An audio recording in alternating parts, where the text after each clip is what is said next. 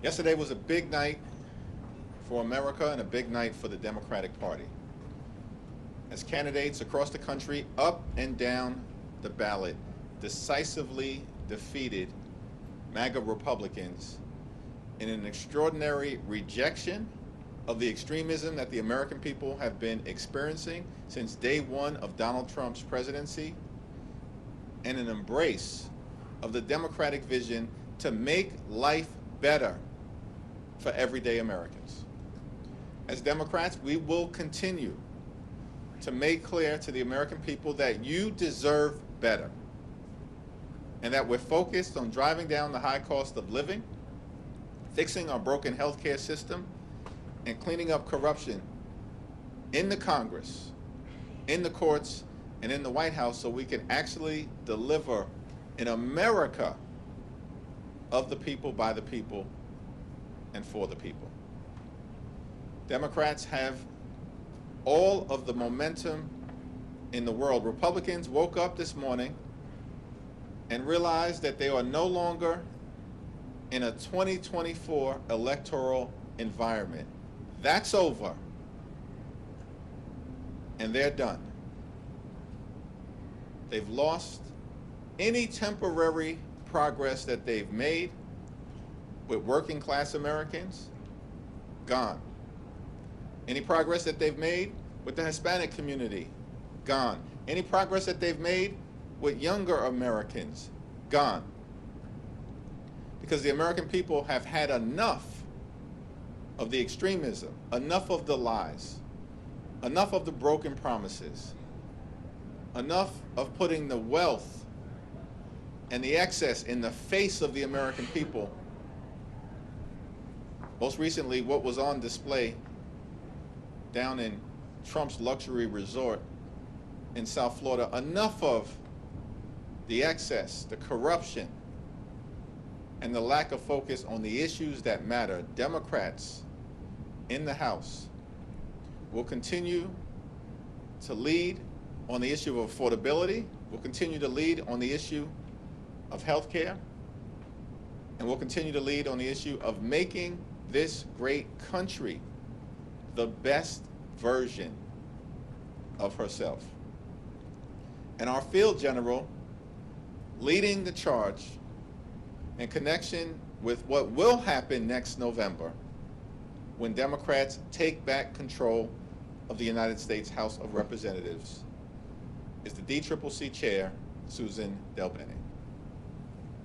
Thank you, Mr. Leader. Thanks everyone for being here, and thank you for your leadership just through this incredibly tumultuous time.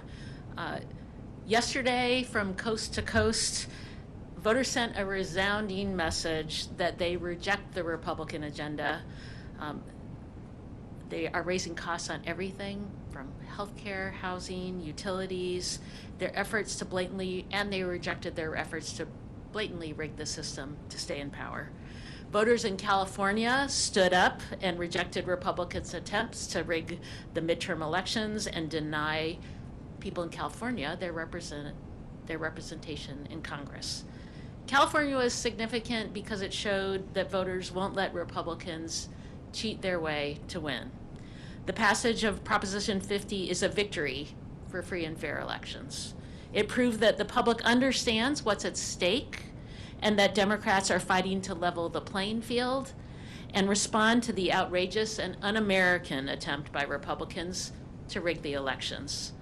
The Prop 50 vote also sends a message that while we didn't ask for this fight, that Democrats and the American people are ready and willing to fight back against this Republican scheme. Whether it's California, Virginia, Maryland, Illinois, or other states, we are prepared to fight back on every possible front, every step of the way. Last night's results also affirmed what we've been building here at the DCCC all year is the right recipe to win in 2026. In Virginia and New Jersey, voters overwhelmingly rejected the Republican vision that puts the wealthy and the well-connected over the needs of everyday families. It's a testament to the quality of candidates like Mikey Sherrill and Abigail Spanberger, our colleagues and now soon-to-be governors. They're both former red to blue candidates. They're former House frontline members that flipped their seats in 2018. For the midterms, we're recruiting the same types of candidates. House Democrats are running incredible patriots all over the country who are raising their hands to serve their communities. They come from different backgrounds, different walks of life, but they are all united in their shared singular passion to fight for their communities, to make a difference, to work to lower costs and to improve the lives of working families. And they are ready to work hard. We cannot take anything for granted, and our candidates are out there working hard for every vote. Meanwhile, Republicans are only focused on how they can bend the knee to Donald Trump and rubber stamp his disastrous policies. Now, I say a lot, and I will say it again because it's true. Our great candidates are the difference. They are the ones who make the difference in our mission to take back the majority. Great candidates actually take the time to listen to their communities. If Republicans were actually listening to their communities, they'd know that people are hurting, they are struggling, all because of the reckless Republican agenda and their harmful policies. House Republicans are wrecking our economy, and people are struggling day to day. They are personally feeling how bad the economy has gotten under the Republican trifecta. Groceries, utility bills, housing, healthcare, childcare, everything is getting more expensive because of House Republicans. Trump and House Republicans promised on day one to lower costs, and they've broken that promise over and over and over again. It's going to cost them the House majority. All year we've been saying that Republicans are running scared, and last night showed us why. By every metric possible, we are seeing the American public sour on Republicans' disastrous record of broken promises. And it's why voters are going to reject them in the midterms. House Democrats have the better message. We have stronger candidates, more resources, and as we saw last night, a favorable political environment. The American people are with us. And that's a big, big reason why we're going to take back the majority in 2026. Thank you, and I'll open up for questions. Mariana. Through line between the success we saw in Virginia and New Jersey and also down in New York is obviously the message of affordability is one that House Democrats have been talking about throughout the year.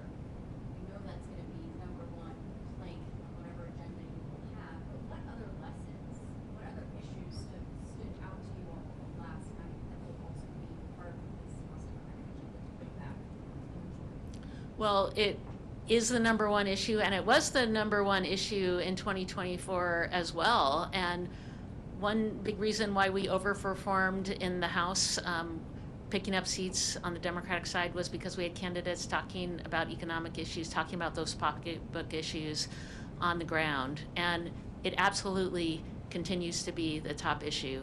Like I said, housing, healthcare, childcare, energy costs, groceries, all going up because of Republican policies. And people see that, they feel that.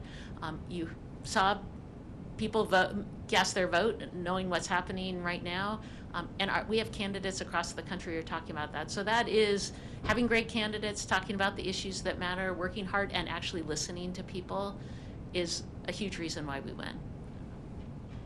Affordability is definitively the decisive issue, as we saw last night, and our candidates now, governors-elect or mayors-elect, are on their way to serving the communities that they sought to represent, because they leaned in aggressively on driving down the high cost of living and addressing the affordability crisis that we have throughout America. In an environment where Donald Trump promised to lower costs on day one, but costs haven't gone down, costs are going up.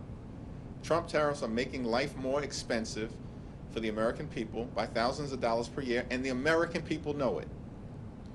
Housing costs are up, child care costs are up, grocery costs are up, electricity bills are through the roof, and now throughout this 36-day Trump Republican shutdown, the American people know that for tens of millions of folks, their healthcare premiums, copays, and deductibles are about to skyrocket at levels that will make accessing a doctor unaffordable for them because of the Republican refusal to extend the Affordable Care Act tax credits.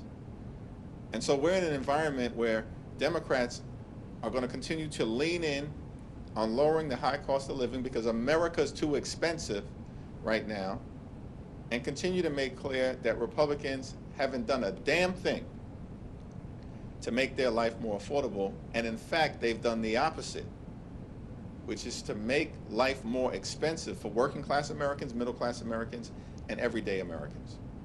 At the same time, what is also interesting is that you saw decisive Democratic victories in other parts of the country that clearly also signal the national environment that we're in. Sweeping the state Supreme Court races in Pennsylvania, a battleground state that Donald Trump just won last year. Winning down ballot statewide races in Georgia for the first time in 20 years. That's an indication of the environment and a rejection by everyday Americans of the extremism that Republicans have unleashed on the American people. And thanks to great leadership from Governor Newsom, who's done a phenomenal job leading the Prop 50 effort side by side with the congressional delegation led by Zoe Lofgren, Pete Aguilar, and Speaker Emerita Nancy Pelosi, side by side with our partners in organized labor, side by side with the California legislative leaders. It was an all hands on deck effort to get Prop 50 over the finish line decisively.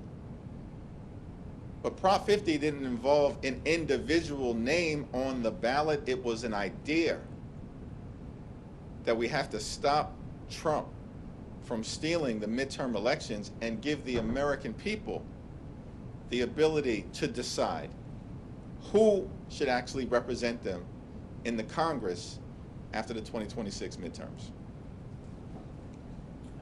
Thank you, Chair. Following up on Prop 50, Republicans, they filed a lawsuit this morning in an attempt to block California's new house maps. What's your reaction to the lawsuit?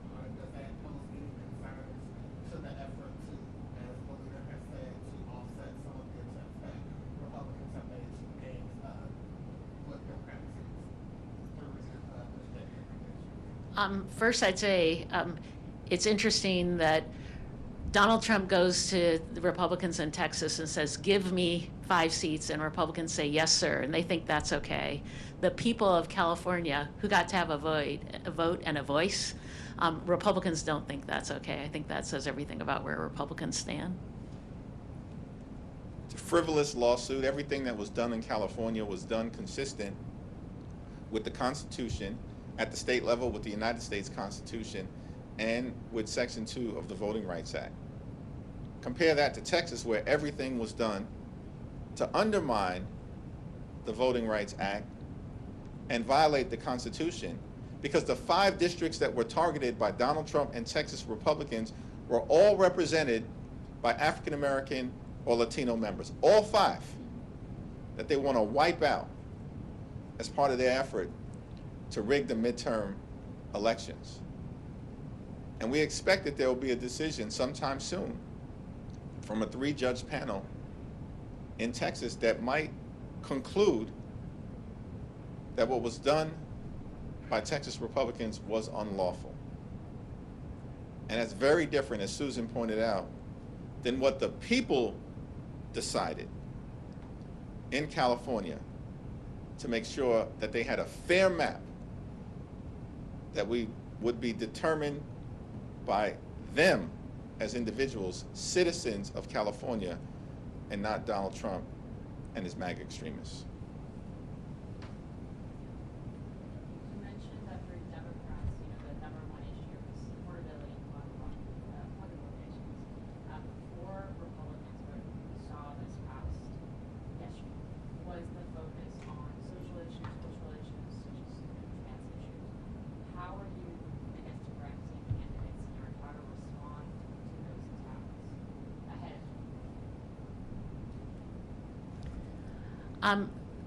Candidates talking to people on the ground, talking the issues that matter, taking issues head on. That's how we win in purple districts. And we have candidates doing that. You saw that with Abigail Spanberger and Mikey Sherrill in their races. Talking about, Republicans have nothing to talk about. They are not talking to people about the issues. They're focused on the pocketbook issues that are impacting their communities. Mikey Sherrill, Abigail Spanberger, great examples, but across the board, talking about issues, taking things head on, and I think that's why their campaigns were so strong. And we saw this last cycle too, folks talking straight on to issues that Republicans were raising, talking to their communities, having authentic leaders who stand up for their communities. That's how we win. Abigail Spanberger focused on 3 issues: affordability, as it relates to housing and healthcare and utility prices. She focused on job creation in a state where Donald Trump and his administration have attacked the people of the Commonwealth of Virginia and have caused the economic growth that should otherwise be taking place to collapse, and that in fact is occurring under a Republican governor in Virginia as well. And then Abigail focused on the highest quality education for the children of the Commonwealth of Virginia. Abigail Spanberger focused on the issues that matter. Here's what Republicans did. They spent tens of millions of dollars trying to weaponize the transgender issue. It failed. And they spent tens of millions of dollars criticizing Abigail Spanberger for deeply inappropriate text messages that were sent by the Attorney General candidate, but not a dime in actually talking about what they would do for the people of Virginia, because Republicans have nothing but a failed track record and a bankruptcy of ideas. But that playbook failed spectacularly. In fact, the Democratic candidate for Attorney General won, and it wasn't even close by the standards of Virginia. 5 points, let alone Abigail Spanberger winning by 15. So this guilt by association playbook spectacularly failed because Democrats are staying focused on the issues. Bringing it to you, it was pretty controversial when the DCCC leadership got involved in primaries. There's a lot of crowded primaries for open Democratic seats right now. There's a lot of crowded primaries to take on vulnerable Republicans. There's a lot of insurgent candidates challenging incumbents. What is the DCCC's policy going to be when it comes to influencing those primaries? Our policy is the same policy we've had since I've been chair. You know, we have great candidates running, sometimes multiple great candidates running in primaries, and they are going to work hard to earn support in their communities to differentiate themselves. We have, in a small number of cases, gotten involved. Janelle Bynum, one example last cycle, where we were involved in her primary in conjunction with, delegation, many folks supporting her campaign. But, in most of these cases, the voters are going to have a decision on who the primary candidate is going to be.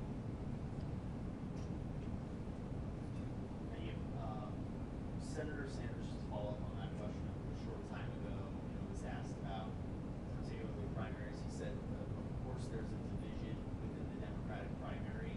How do you guys think about some of these competitive primaries when it comes to trying to put forward a unified message going ahead? Well, the DCCC focuses on swing seats, defending our frontline incumbents, all of whom are on their way to winning re-election, and flipping red seats blue. And the DCCC has never gotten involved in primary dynamics that involve safe Democratic seats, and that policy has not changed. Earlier today, President Trump said the shutdown had probably hurt Republicans in elections, especially in Virginia. I'm wondering if that gives you any that this could kind of bring Republicans to the table for negotiations to have a shutdown? The responsible thing to do, and this has been the case since October 1st, is for Donald Trump, Mike Johnson, and John Thune to sit down with Democrats on Capitol Hill who represent half the country so we can reopen the government, enact a bipartisan spending agreement that actually makes life better for the American people, including as it relates to driving down the high cost of living because America is too expensive, and decisively addresses the Republican health care crisis that is crushing people all across America. Working class America, small town America, rural America, urban America, the heartland of America, and black and brown communities throughout America. Republican policies are crushing people, particularly as it relates to the cost of living and health care, and the American people are rejecting that extremism, and we saw it on full display from coast to coast and everywhere in between last night. To follow up on that. Last question. To follow up on that, what message do last night's election results send to Senate Democrats going into last night? Some of them were starting to talk about off-ramps, compromises, things like that. So what message does kind of the overwhelming support for Democrats last night and focus on off-ramps send about? Well, we've said from the very beginning that we will consider anything in good faith that emerges from the Senate that is bipartisan nature, that reopens the government, that decisively addresses the Republican health care crisis, particularly as it relates to extending the Affordable Care Act tax credits, and that actually involves a spending bill that makes life better for the American people, not worse, which is why we have continued to maintain, and Senate Democrats have shown great leadership, led by Chuck Schumer, that we will not support a partisan Republican spending bill that continues to gut the health care of the American people. That was our position in September, that's been our position throughout October, and it remains our position in November. Thank you. Thank you.